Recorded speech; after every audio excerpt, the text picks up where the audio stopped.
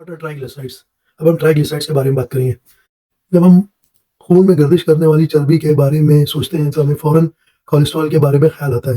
इसके अलावा एक तीसरी भी किस्म है जिसे हम नज़रअंदाज नहीं कर सकते हैं और वो है ट्राइग्लिसराइड्स। ये भी हाई कोलेस्ट्रॉल की तरह हाई हो सकता है। दिल का दौरा पड़ने के खतरे को बढ़ाता है।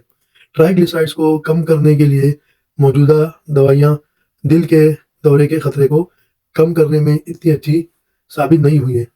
अब सवाल ये पैदा होता है कि ये दवाइयाँ हाई ट्राइग्लिसराइड्स के लेवल को कुछ कम कर सकेंगी?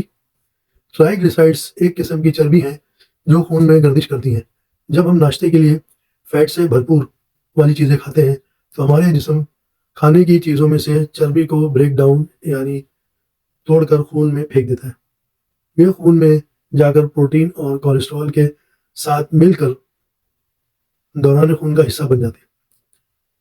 जबकि हम एक चर्बीदार नाश्ता करने के बाद ये ट्राइग्लिसराइड इतना बढ़ सकता है कि खून का रंग दूधिये रंग के जैसा हो जाता है। लेकिन कुछ घंटों के बाद तकरीबन पूरा ट्राइग्लिसराइड दौरान खून के बाहर हो जाता है।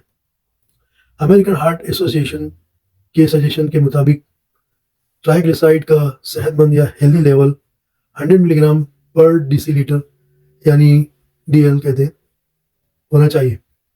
बॉर्डर लाइन हाई 150 से 199 मिलीग्राम पर डेसीलीटर और हाई लेवल 200 से 500 मिलीग्राम पर डेसीलीटर होता है। वेरी हाई इससे ऊपर यानी 500 मिलीग्राम डेसीलीटर होता है और ये दिल की बीमारी के खतरे को बढ़ा देते हैं।